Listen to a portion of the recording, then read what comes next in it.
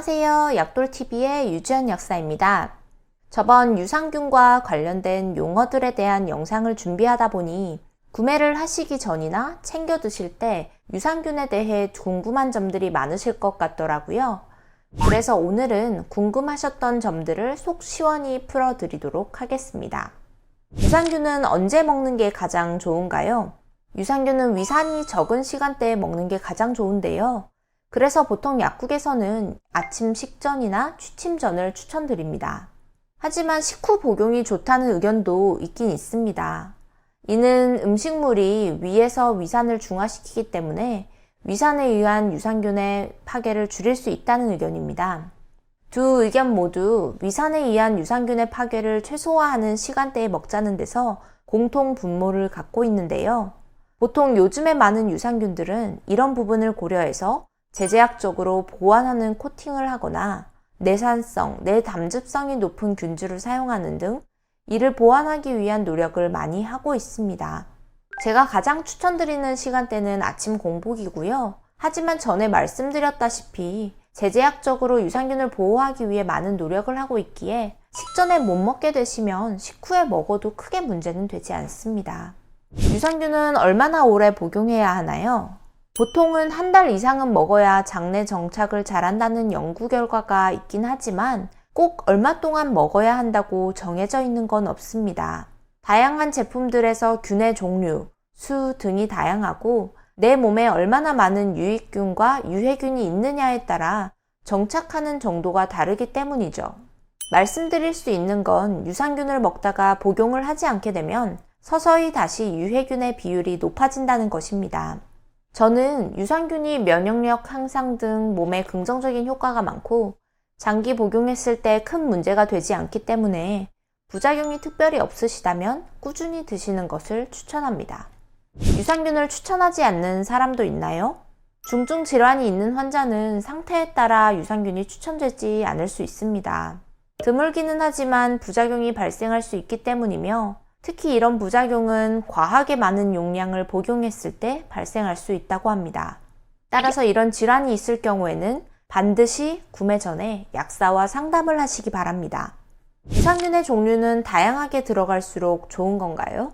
물론 좋은 유산균이 다양하게 각각 많이 들어간다면 최고의 제품이겠지만 정확히 어떤 균이 얼만큼 들어갔는지 확인할 수 없다면 확인하셔야 할 부분은 믿을 만한 회사에서 좋은 원료 유산균을 가지고 제조했는가를 확인하시고 구매하시면 되겠습니다.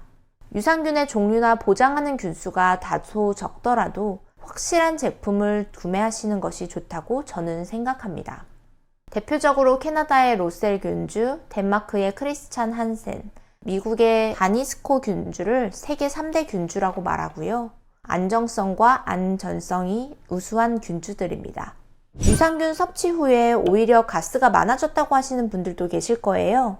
유산균 섭취로 인해 장내 세균총의 변화로 균 교대 현상이 나타나면서 일시적으로 가스가 차는 증상이 나타날 수 있습니다. 투여된 유산균이 제대로 작용하고 있다는 증거이므로 걱정하지 않으셔도 되지만 너무 많은 불편함을 초래하면 섭취량을 줄였다가 몸이 적응을 한 후 다시 시작하시는 것을 추천합니다. 항생제를 처방받는 경우 기존 먹고 있던 유산균은 계속 드셔도 됩니다. 하지만 유산균도 균의 일종이기 때문에 항생제와 동시에 드시면 소실이 있을 수 있기 때문에 항생제 복용 후 2시간 이상의 간격을 두고 복용하시는 것을 추천합니다. 유산균이 정말 변비에 도움이 되나요? 변비 환자는 정상인과 장내 정상 세균총의 분포가 다른 양상을 보이기도 합니다.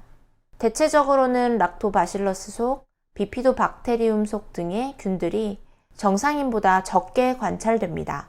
또한 균 중에는 장내에서 탄수화물을 발효시켜 메탄가스를 만드는 균도 있고 수소가스를 만드는 균도 있는데요. 메탄가스는 장의 연동운동을 억제하는 수용체를 활성화해서 연동운동을 감소시킵니다. 따라서 메탄을 만드는 균들이 우세하면 변비가 유발될 수 있고요. 실제 변비 환자들은 정상인보다 장내 메탄가스가 더 많이 관찰된다고 합니다. 따라서 프로바이오틱스를 복용하면 메탄가스를 만들어내는 균들의 활성을 저해함으로써 변비가 개선됩니다. 또한 식이섬유와 함께 복용했을 때는 장내 유익균들이 대사 과정을 통해 대사산물인 SCFA, 즉 단쇄 지방산을 생성하는데요. 이를 포스트바이오틱스라고 부른다고 전 영상에서도 설명드렸었죠. 대사산물 중 하나인 단쇄 지방산은 장의 연동운동과 관련이 있는 세로토닌 분비를 촉진시켜 변이를 유발하는 수축을 유도해 변비 개선에 도움을 줍니다. 균주, 그리고 복용하는 사람의 장 상태 등에 따라서 맞는 유산균은 다를 수 있기 때문에 상의 후에 구매하시길 바랍니다. 오늘은 유산균에 대해서 쉽게 가질 수 있는 궁금증에 대해서 얘기해 보았습니다. 유산균은 다양한 이점이 있기 때문에 또 다른 영상으로도 찾아뵙도록 하겠습니다. 영상이 도움이 되셨다면 구독과 좋아요 눌러주시고요. 오늘도 건강한 하루 되세요. 지금까지 약돌TV의 유주연 약사였습니다.